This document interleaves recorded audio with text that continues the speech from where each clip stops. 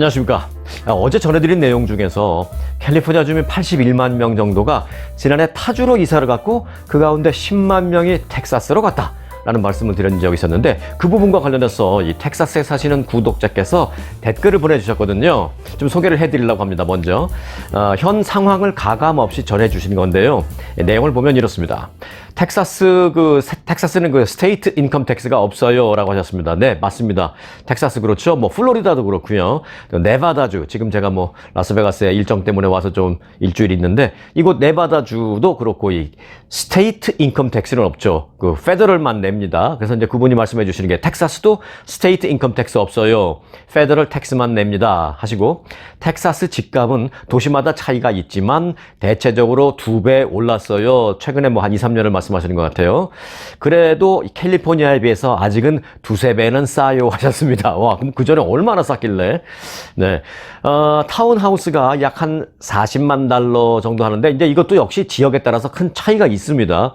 그러면서 이제 부연 설명을 하기를, 오스틴에서 1시간가량 떨어진 곳 이라면 한 40만 달러 정도면 타운하우스 괜찮은 게 있습니다 라고 하시고, 또 오스톤에서 중심지 조금 비싼 곳은 한 같은 집인데 한 100만 달러 정도 하는 것도 있다. 그 정도 차이가 있다. 이게 이제 어찌 보면 텍사스도 뭐 다 싼 것은 아니다라는 말씀일 수도 있고, 또 어떤 반대로 보면 또 지역적으로 잘 고르면 너무 중심지, 너무 뭐 비싼 곳을 굳이 선호하지 않는다 하면 1시간 정도만 조금 들어가면 훨씬 좋은 조건에 더 좋은 집도 살 수 있는 그런 기회가 아직은 여전히 조금 있다. 그런 말씀인 것 같아요. 그렇게 보내주셨습니다. 그리고 이어서 이 가스값은 텍사스 주에서 제일 쌀 겁니다. 이 지역이라고 아마 오스틴 얘기하시는 것 같아요. 그리고 차로 여행을 하면서 이제 알게 됐는데, 어떤 주는 기름값이 텍사스의 2배, 3배가 막 되더라고요 하셨습니다. 네, 맞습니다. 캘리포니아 주는 엄청 비싸요. 그게 뭐 여러 가지 이유가 있겠지만 가장 중요한 이유는 주정부에서 부과하는 텍스가 그 갤런당 얼마 이제 들어가기 때문에. 그런데 텍사스는 뭐 워낙 뭐 가스 많이 나오는 데니까 막 그런 갤런당 부과하는 텍스가 좀 적을 거고, 사실 따지고 보면 캘리포니아도 뭐 가스 엄청 퍼대는 그 지역 중에 하나인데, 그럼에도 불구하고 이 부과하는 이 텍스가 좀 많이 있습니다. 왜냐면 여기저기 쓸 게 많기 때문에. 자, 그래서 이제 가스값 싸다라는 말씀 해주셨고요. 그리고 단점은 기후입니다 라고 말씀하셨는데, 아마 이제 여름에는 너무 뜨겁고 또 겨울에는 뭐 태풍 같은 게 많이 불고 그래서 그러신 것 같습니다. 네, 하지만 또 부연 설명해 주시기를, 하지만 흐린 날이 거의 없어서 솔라 패널 설치하기에는 최고로 좋은 주인 것 같습니다 라고 이렇게 부연 설명을 해 주셨습니다. 댓글 보내주신 분께 감사드리고요. 그리고 또 다른 댓글 가운데 또 눈에 띄는 게 있어서 하나 더 소개시켜 드릴까 하는데요. 어제 한국도 그렇지만 특히 이제 프랑스에서는 지금 빈대와의 전쟁을 벌이고 있다라는 내용을 전해 드렸었는데요. 그랬더니 또 한 분이 빈대 얘기를 들으니까 빈대떡이 생각납니다 하시면서, 심지어는 빈대 뉴스 듣고 나니까 빈대떡이 갑자기 먹고 싶어져요 라고 댓글을 보내신 분도 계십니다. 그러실 수 있을 거예요. 지금 이제 날씨도 좀 쌀쌀해지고 하니까 빈대떡이 먹고 싶어질 수 있을 것이다 라고 생각이 듭니다. 그래서 저는 그 댓글을 보고 저는 좀 생각이 났습니다. 빈대떡에 빈대를 넣는 것은 분명 아닌데 왜 이름이 빈대떡일까 하는 생각이 들었습니다. 그래서 알아봤습니다. 알아봤더니 그 어원에는 대략 한 3가지 설이 있었습니다. 3가지 설이 있다는 걸 바꿔 말하면, 확실하게 빈대떡이라는 말이 이렇게 해서 생겼다라고 지금 학계에서 정해놓은 어원은 없다라는 것이죠. 자, 일단 그 3가지를 대략 보면 이렇습니다. 하나는 빈대떡이 빈자들의 떡이라는 데서 빈자떡이 빈대떡으로 이름이 좀 바뀌었다라는 것입니다. 빈자라는 건 뭡니까? 가난할 빈자죠. 그래서 빈자들, 가난한 사람들. 그래서 이제 빈자들이 먹는 떡, 가난한 사람들이 먹는 떡이라고 옛날에 빈자떡이라고 했었는데, 이게 이제 내려오면서 빈대떡으로 바뀌었다, 발음이. 뭐 그런 게 이제 하나 설이 또 있고요. 사실 이제 빈대떡은 따져보면 일제강점기를 비롯해서 해방 후에 남한의 시민들이 주점에서 안주로 먹는 대표적인 음식이었죠. 그래서 옛날에 그런 노래 있잖아요. 뭐 돈 없으면 집에 가서 빈대떡이나 부쳐 먹지, 돈 없으면 집에 가서 빈대떡 부쳐 먹지. 그 얘기 뭐예요? 가난하니까 빈대떡 정도 먹으라라는 얘기죠. 그래서 이제 빈자떡, 빈자들의 떡. 이게 아마 그래서 그런 설 때문에 그런 노래도 나온 게 아닐까 생각이 들기도 하는데, 여하튼 옛날에 그런 이 빈대떡이라는 게 좀 서민들, 음식이었던 것은 분명합니다. 자, 그리고 두 번째 설 하나는요. 예로부터 잔치에 그 빈대떡은 필수였고요. 그래서 손님을 대접한다는 의미로 빈대떡인데, 여기서 이제 빈자는, 아까는 첫 번째 설은 가난할 빈자였잖아요. 근데 여기서의 빈은 귀빈할 때 빈입니다. 또 반대로, 그러니까 손님을 뜻하는 빈이에요. 그리고 대는 대접한다, 접대한다 할 때 그 대. 그래서 뭐예요? 손님을 대접한다, 그런 떡이다. 그래서 빈대떡, 손님을 대접하는 떡. 그래서 그러니까 그렇게 불렸다라는 말도 있습니다. 실제로 해방 후 종로나 남대문 일대의 빈대떡집에서는 그 백지나 신문지에 한자로 이렇게 써져 있는데, 한자로 빈대, 이게 이제 빈이 손님 빈자, 귀빈할 때 그 빈, 그리고 대가 대접할 때 한자로 그렇게 써서 한자로 빈대떡이라고 써서 붙여놓기도 했었다라고 합니다. 자, 이게 두 번째고, 마지막 세 번째 설은요.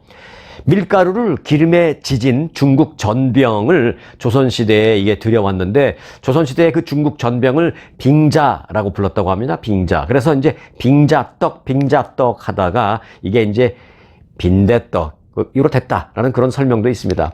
뭐 세 번째 거는 조금 좀 약하긴 한데, 이 세 가지 설 중에서 어떤 게 맞는지는 학계에서도 아직 찾지 못하고 있다라는데, 중요한 건 진짜 빈대와는 관계가 전혀 없고요. 빈대떡에 빈대 넣는 거 아니고요. 발음이 그냥 그렇다라는 것입니다. 그럼 발음이 왜 그럼 그렇게 빈대떡으로 됐냐라는 그 세 가지 가설, 그래서 제가 좀 소개를 해드렸습니다. 아, 이거 뭐 어저께 빈대떡 얘기하다가 좀 오늘 영상 설명이 처음부터 너무 길었네요. 아, 그리고 아직 안 끝났습니다. 참고로요, 북한에서는 빈대떡이라는 말 자체가 없다라고 합니다. 모르겠어요. 뭐 남한에 있는 말이 좀 들어가서 요즘엔 좀 알아듣거나 뭐 일부 사용하거나 그러는지 몰라도, 원래는 이 이북 쪽에서는 빈대떡이라는 말 자체가 없었고, 똑같은 빈대떡을 그쪽 이북 쪽에서는 녹두지짐 또는 지짐이라고 한다는 점 참고로 알아주시기 바라겠습니다. 저도 뭐 부모님, 양쪽 부모님 모두 다 이 황해도 출신이신데요. 어렸을 때 빈대떡이라는 것은 시장에서는 제가 그렇게 들었지만 집에서는 해 먹을 때 지짐이라고 했던 기억이 좀 어렴풋이 납니다. 그래서 아마 이북에서는 지짐이 또는 이제 녹두로 만들잖아요. 그래서 이제 녹두지짐, 그렇게 이북 쪽에서는 부른다라는 걸 참고로 말씀드리고요. 북한 사람들이 그래서 이제 남한에 와서 놀라는 것 중에 하나가, 자기들은 뭐 지짐이라고 이제 했는데, 남한에 와보니까 남한 사람들이 갑자기 빈대떡 먹자 막 그러니까 깜짝 놀랐답니다. 아, 무슨 떡에 빈대가 들어간 건가? 막 이렇게 깜짝 놀라기도 했다는, 믿거나 말거나 후문이 있다고 합니다. 탈북자들이 뭐 재밌자고 하는 소리인지 하여간 그런 얘기를 일부 좀 하고 있기도 했습니다. 요건 정말 믿거나 말거나. 자, 빈대떡 말고 녹두지짐 또는 지짐이가 듣기에는 훨씬 편하네요. 네. 오늘 녹두지짐을 좀 드셔보시는 건 어떤가라는 생각도 들기도 합니다. 자, 오늘 에피타이저로 빈대떡, 녹두지짐, 지짐이 말씀을 드렸고요. 자, 이제 미국 뉴스부터 좀 알아볼까요? 네, 미국에서 전기차 시장이 침체에 빠져 있는 가운데 자동차 업체들이 판매를 늘리기 위해서 대당 1,000만 원에 달하는 자동차 가격, 거의 한 $10,000 정도에 달하는 한 $7,500 되겠죠? 그 가격 할인 경쟁을 벌이고 있다라고 월스트리트저널이 보도했습니다. 월스트리트저널은 근래 미국의 자동차 판매 대리점에서 전기차 판매 속도가 내연기관 차량이나 하이브리드 차량보다 훨씬 느리다라고 전했습니다. 자동차 정보업체 에드먼즈에 따르면 지난 9월 소매점이 전기차 한 대를 판매하는 데 걸린 시간은 평균 2개월이 넘어서 약 1개월 정도 걸린 내연기관, 그러니까 일반 차나 또는 3주가 걸린 그 하이브리드 차종보다 훨씬 판매가 느렸다는 것입니다. 미국에서 전기차 판매는 늘고 있지만, 뭐 전에 비해서는 늘고 있는 것은 사실이지만, 제조업체의 그 예상보다는 수요가 좀 약해지면서 판매가 좀 느리고 있다라는 것입니다. 그래서 남은 재고가 딜러 매장에 좀 쌓이고 있다라는 것입니다. 전문가들은 수요에 대한 잘못된 계산이 있었던 것 같다라고 분석했습니다. 자, 이에 따라 전기차 제조업체들은 판매를 촉진하기 위해서 경쟁적으로 차값 할인 판매에 나서고 있다는 소식입니다. 월스트리트저널은 현대차와 포드 자동차 등 이 업체들이 이달 들어서 일부 모델에 대해서 최대 $7,500의 현금 할인을 제공하고 있다고 전했습니다. 다른 회사들은 더 저렴한 월 납입금이나 월 페이먼트나 더 짧은 그 약정 기간, 페이먼트 기간을 제공하는 공격적인 그런 리스 혜택을 또 주고 있다라고 합니다. 앞서 이 전기차 선두주자인 테슬라는 올해 전체 모델의 가격을 인하해서 일부 모델의 시작 가격은 기존 가격 대비 약 3분의 1 수준으로 떨어진 그런 상태로 판매하고 있기도 합니다. 그리고 이제 앞으로는 3만 달러 이하, 2만 달러대의 테슬라도 나온다라는 거 아니겠습니까? 자, 포드도 올해 머스탱 마하 E SUV, 이것도 이제 전기차입니다. 이 SUV 전기차 가격을 최소 2차례 내린 바 있습니다. 시장 분석 업체 칵스 오토모티브에 따르면 지난 9월 미국에서 전기차 평균 판매 가격은 약 5만 683달러로 작년에 6만 5천 달러에 비한다면 크게 하락했습니다. 이게 평균 가격이. 또 지난 9월 전기차 구매자들은 평균적으로 약 2,000달러의 차값 할인 혜택을 받았다라고 에드먼즈는 분석했습니다. 1년 전에 소비자들이 전기차를 구매할 때 1,500달러의 프리미엄을 지불했던 것과는 크게 대비되는 것이죠. 1년 전에 전기차를 사려면 가격에다가 1,500달러를 더 얹혀서 사야 됐어요. 프리미엄으로. 그런데 요즘은 가격에다가 한 2,000불, 2,500불 정도 더 싸게 구입한다라는 거 아니겠습니까? 상황이 많이 바뀌고 있다라는 그런 반증인데요. 자, 이런 변화는 한때 그 뜨거웠던 전기차 시장의 열기가 좀 식어가고 있다라는 또 다른 신호다라고 월스트리트저널은 분석을 했습니다. 네, 미국 병원에서요, 간호사 알선 플랫폼 기반으로 교대 근무 시간을 선택하는 이 기그워크라는 것은 이제 초단기 임시직 노동을 말하는데, 그런 기그워크로 전환하는 간호사가 크게 늘고 있다라고 합니다. 쉽게 말하면 이겁니다. 이제 멀쩡한 정식 간호사인데요, 마치 일용직 취업을 하듯이 스스로 일정의 비정규직을 선택하는 겁니다. 물론 그게 돈이 더 되니까 간호사들이 그렇게 하고 있는 것입니다. 자, 그럼 무슨 비하인드 스토리가 있는 것이냐? 그 스토리를 좀 알아보겠습니다. 자, 팬데믹에 따른 간호사 수 감소 문제를 해결하려는 이 병원 측의 노력이 지금 굉장히 심합니다. 병원에서 이제 간호사가 부족해서 어떻게 해서든 좋은 조건을 내세워서 간호사들을 좀 불러 모으려고 하는 그 병원 측의 입장도 있고요. 또 반대로 상대적으로 높은 급여와 근무의 유연성에 끌리는 그런 간호사 측의 그 이해관계가 서로 맞아떨어지고 있는 현상입니다. 간호사 측의 얘기는 뭐냐면, 정규직으로 병원에 취직하는 것보다 어떤 그 소개 업체, 알선 업체를 통해서 들어가면 오히려 훨씬 더 많은 돈을 번다는 것입니다. 하지만 이 때문에 이 환자 치료에 미칠 영향도 우려된다라고 AFP 통신이 진단을 했습니다. 자, 현직 간호사의 예를 제가 들어보면 훨씬 더 이해가 쉬우실 겁니다. 현직 간호사인 제시카 마르티네즈라는 사람은요, 뉴저지주 페러무스에 있는 버건 뉴 브리지 메디컬 센터 병원에서 정규직을 일하다가 최근에 정규직 간호사 대신 초단기 임시직 간호사로 일을 하고 있다고 합니다. 똑같은 병원에서 일을 하는데 그 일을 하는 신분만 바뀐 거예요. 정규직에서 일용직에 그러니까 좀 표현이 좀 그렇습니다만, 임시직, 아니면 정규직에서 비정규직으로 스스로 바꾼 거예요. 그는 과거 자신이 일주일에 6일, 7일, 그 하루에 8시간, 10시간씩 그렇게 그 교대 근무를 해서 일을 했지만, 이제는 일주일에 그 전보다 하루 적게 일을 하면서 그때보다 그 수익도 한 30% 정도는 더 높아졌다라고 말하고 있습니다.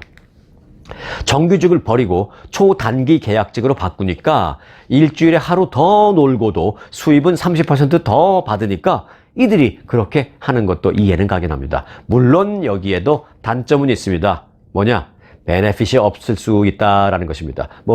계약하기에 따라서 일정 부분 베네핏 나는 필요하다라고 하면은 또 좀 줄 수도 있겠지만, 기본적으로 본다면 그렇게 비정규직으로 들어가면 무슨 보험이라든지 건강보험이라든지 펜션 이런 베네핏은 없다고 보는 게 일반적이겠죠. 그런데 그럼에도 불구하고 그렇게 비정규직으로 바꾸는 이유는 좀 더 놀 수 있고, 또 수익이 그럼에도 불구하고 좀 더 많으니까 좀 더 늘어난 그 수익을 이용해서 베네핏, 건강보험 내가 이걸로 들을게, 이렇게 해도 계산해보면 그게 낫다라는 계산을 하는 그런 간호사들이 요즘 많이 있다라는 것입니다. 자, 윤석열 대통령이 오는 20일 영국을 국빈 방문할 예정입니다. 그런데요, 영국의 찰스 3세 국왕이 윤석열 대통령 방문을 앞두고 영국 내 한인타운을 어제 방문해서 관심을 끌고 있습니다. 영국의 한인타운은 뉴 몰든이라는 곳에 위치해 있습니다. 예를 들어서 LA 한인타운은 LA 그 미드 윌셔 지역에 위치해 있습니다. 이런 표현이 가능하듯이 그리고 버지니아주는 페어팩스인가요? 그런 곳에 한인타운이 잘 형성되어 있죠. 그렇듯이 영국의 경우에는 뉴 몰든이라는 곳에 위치해 있답니다. 한인타운이. 찰스 3세 국왕은 어제 그 뉴몰드를 방문해서 한인사회 인사들과도 만나고 한국 음식도 다 둘러보고 했습니다. 찰스 3세가 영국에서 한인타운을 찾은 것은 이번이 처음입니다. 영국 런던 남서부 끝자락에 위치해 있는 이 뉴몰든이라는 지역은 1970년대부터 한인들이 터를 잡고 공동체를 일군 곳으로 영국뿐만이 아니라 유럽에서 봐도 최대의 한인타운입니다. 런던 도심 남부 관문 워털루역에서 기차로 한 20분 정도 거리로 런던의 32개 구, 우리 한국식으로 표현하면 구, 그리고 이제 미국식으로 표현하면 뭐가 될까요? 카운티가 될까요? 이제 영국에서는 보로라고 하죠, 보로. 자, 런던의 32개 보로 가운데 킹스턴 보로에 속해 있는 그런 지역입니다. 현재 그 뉴몰든에 한인이 10,000명 정도 살고 있고요. 또 주변 지역까지 포함을 하면 크게 좀 확대를 해본다면 약 한 이곳에 20,000명 정도가 거주하고 있는 것으로 추정됩니다. 이는 영국 전체 한인 약 40,000명의 절반에 달하는 그 한인들이 이곳에 살고 있다는 것입니다. 런던 도심보다는 집값이 조금 더 싼 데다가 그렇지만 또 도심의 접근성과 교육 환경도 비교적 좋고 그래서 이제 주재원이랄까 유학생 또는 현지 교민 등등이 여기 많이 주거지로 삼고 있는 것으로 보이고 있습니다. 예전에는 그 대사관저도 거기에 있었고요. 그리고 삼성의 영국 그 본사도 그곳에 있었다라고 합니다. 지금은 이제 한국 식당과 카페 등이 많이 들어서서 그 작은 길 하나에만 20개, 30개 한국 상점들이 있고요. 한국 슈퍼마켓, 대형 마트, 세탁소, 정육점, 미용실, 교회, 병원, 학원, 이사업체, 부동산 속에서 부동산 오피스 등등 온갖 한인 관련 시설과 서비스가 이곳에 몰려 있는 것이 바로 뉴몰든이라고 합니다. 그곳을 어제 찰스 3세 국왕이 다녀간 것이죠. 특히 이제 중심 상권인 기차역 주변에는 왕복 2차선 비교적 좁은 차로를 사이에 두고 한국 식당과 상점 등이 빼곡하게 들어서서 그 거리에 딱 들어서면 한글 간판이 많이 붙어 있다고 합니다. 마치 한국에 온 듯이 마치 LA의 무슨 윌셔 거리나 아니면 LA의 무슨 웨스턴 길이나 벌몬트 길 다니듯이 그렇게 한국 상점이 많이 있다고 합니다. 자, 뉴몰든이라는 곳은 영국에서도 인종적인 다양성이 큰 지역으로 한인들은 홍콩이나 동남아 출신 주민들과도 많이 비교적 잘 어울리고 지내고 있다라는 그런 평가를 받고 있습니다. 이 한인사회에서는 이번 국왕의 한인타운 공식 방문으로 이민 역사가 비교적 길지 않은 한인들이 한층 더 영국에서 인정받는 그런 계기가 됐으면 좋겠다라는 기대감도 표출하고 있습니다. 어제 영국 국왕의 그 뉴몰든 방문을 취재했던 영국 언론인, 영국의 기자들에 따르면 그 뉴몰든에 이렇게 한국 사람들이 많이 사는지 몰랐다. 뉴몰든에 이렇게 한국 식당이나 상점들이 이렇게 많은지는 몰랐습니다. 라면서 이 한인타운의 현황과 배경 등을 아주 흥미로운 그런 자세로 흥미로운 그 마음가짐으로 이제 취재를 많이 했다라는 그런 후문도 있습니다. 자, 영국의 한인타운 뉴몰든, 런던 인근이죠. 뉴몰든의 모습을 잠시 전해드렸습니다. 코로나19 팬데믹 사태 발생 후에 미국 주요 도시 가운데에서도 상점 절도가 가장 많이 증가한 곳이 뉴욕으로 조사됐습니다. 물론 LA도 빼놓을 수 없고요. 형사사법위원회 ICC에 따르면 미국 24개 대도시의 상점 절도 사건 통계를 분석한 결과 올해 상반기 상점 절도 건수는 2019년 팬데믹이 막 시작됐을 때 상반기에 비해서 16%가 증가했습니다. 도시별로는 뉴욕의 상점 절도 건수 증가율이 64%로 가장 높았고요. 로스앤젤레스가 61%로 뒤를 이었습니다. 다만 코로나19 사태가 끝난 시점 그 이후만을 기준으로 한다면 LA가 최악입니다. LA가 미국에서 가장 상점 절도가 심각한 도시인 것으로 나타났습니다.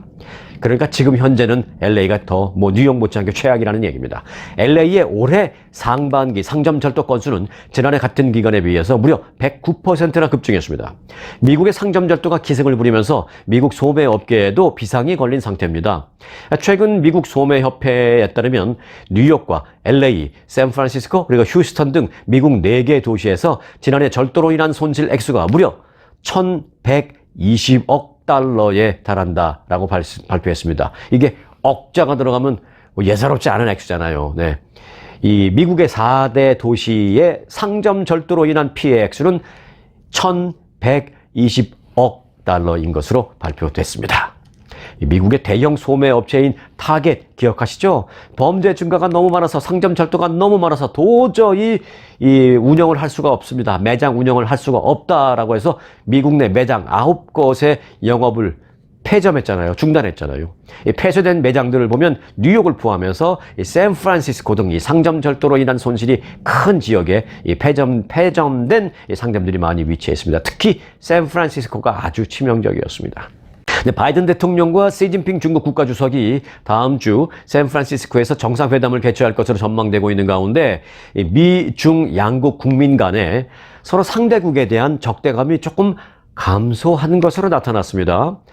여론조사 업체 모닝 컨설트는 미국 및 중국 국민 간에 각각 1000명씩을 대상으로 실시한 여론조사에서 미국을 적으로 보거나 또는 비우호적으로 보는 중국 국민의 비율은 지난 4월에 있었던 조사보다 9%포인트가 줄었다는 거 밝혔습니다. 미국 국민 가운데서도 중국을 적 또는 비우호적으로 보는 비율이 그 직전에 비해서 4%포인트가 역시 감소했습니다. 특히 중국 국민의 경우에 지난해 4월에는 80% 이상이 미국을 적으로 본다라고 답했지만 이번 조사에서는 그 수치가 50% 이하로 뚝 떨어졌다라고 인터넷 매체 악시오스가 보도를 했습니다. 중국 국민의 미국에 대한 시각 변화는 이 지정학적인 태도 전환보다는 중국의 경기 침체에 따른 어떤 우려가 더 큰 영향을 미치고 있는 것으로 분석된다라고 이 모닝 컨설트는 밝혔습니다. 즉 다시 말해서 중국 자기 자신들이 지금 문제가 많으니까 미국을 뭐 적으로 보기보다는 조금 우호적으로 보려고 하는 경향이 있다는 것이죠. 그래서 중국 그 어떤 경제적인 문제에 좀 도움이 되지 않을까 그런 차원에서. 그래서 모닝 컨설트는 미국 민주당 일부 지역에서 비둘기파적인 정서가 최근 증가했음에도 불구하고 가까운 장래에 미국과 중국 간의 그 대탕트가 발생할 가능성은 여전히 역시 좀 있다라고 말하면서 특히 내년에 공화당이 의회 장악력을 높이거나 또 대선에서 승리를 할 경우에 국내적인 정치적 이해관계로 인해서 미국과 중국 양국 관계는 다시 또 악화될 가능성이 여전히 산재하고 있다라고 그렇게 분석을 했습니다. 중국에서 미국을 바라보는 감정이 조금 더 좋아졌다고 해서 안심할 수 없다라는 것이죠. 이것은 어떤 근본적인 변화라기보다는 중국이 자체적으로 경제적인 어려움을 조금 문제를 겪고 있으니까 그로 인해서 미국을 조금 우호적으로 보면서 어떤 협조를 얻어야 되는 그런 필요에 의해서 그렇게 본다라는 그런 분석입니다. 자, 보너스 뉴스 전해드리겠습니다. 오늘 보너스 뉴스의 제목은 제가 이렇게 정했습니다. 너무 말을 안 듣는 우방국.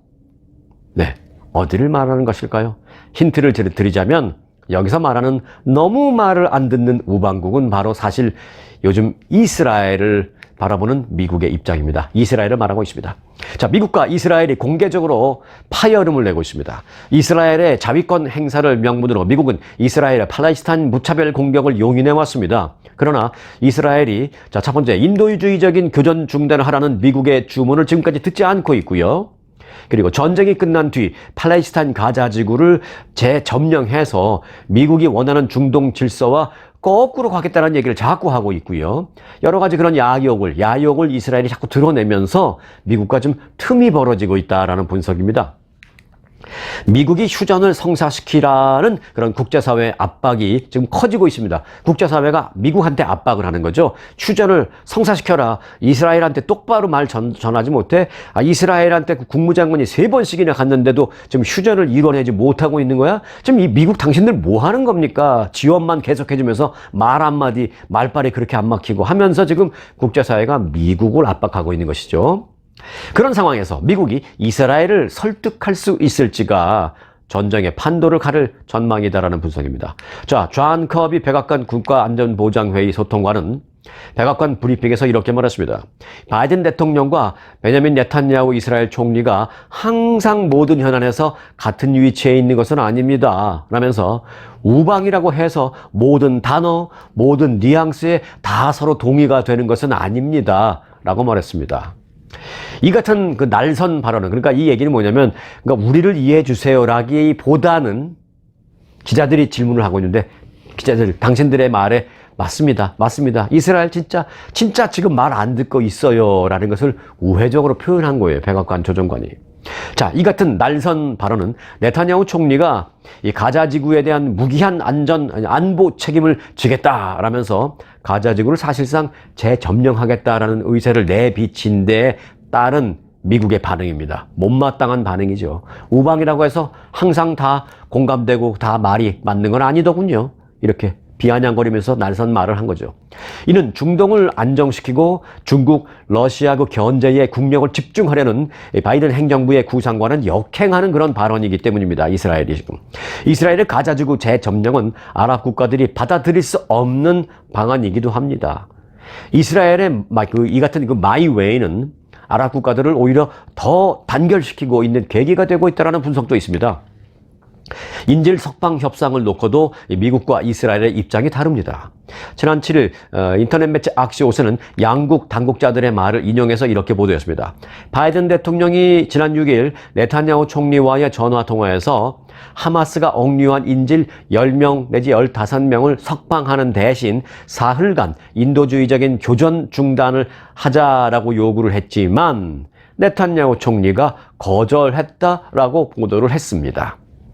여기서 조금 물론 바뀐 것도 있어요. 오늘은 그렇지만 이제 오늘은 네타냐후 총리가 미국의 이같이 어떤 화난 그런 마음을 좀 알아서인지는 모르겠습니다만은 오늘은 이 문제에 대해서 이스라엘이 조금은 바뀌는 그 모양새, 바뀌는 입장, 조금은 긍정적으로 논의하겠다라는 표현을 했고요. 또 실제로 그게 가능할 수도 있다라는 식으로 조금 이스라엘이 너무 미국 너무 화내지 마. 알았어. 그 가능성이 있다라는 전제까지는 우리가 받아들일게. 그리고 논의 한번 해볼까? 라고 지금 미국 눈치를 살짝 보는 게 어제 오늘 사이에 조금 이스라엘이 바뀐 입장입니다. 자, 사실 이번 전쟁 전부터 미국 바이든 대통령과 네타냐후 총리 두 정상 사이에는 사실 그렇게 좋지가 않았습니다. 냉기가 조금 흘렀던 것은 사실입니다. 이번 전쟁 있기 전부터요.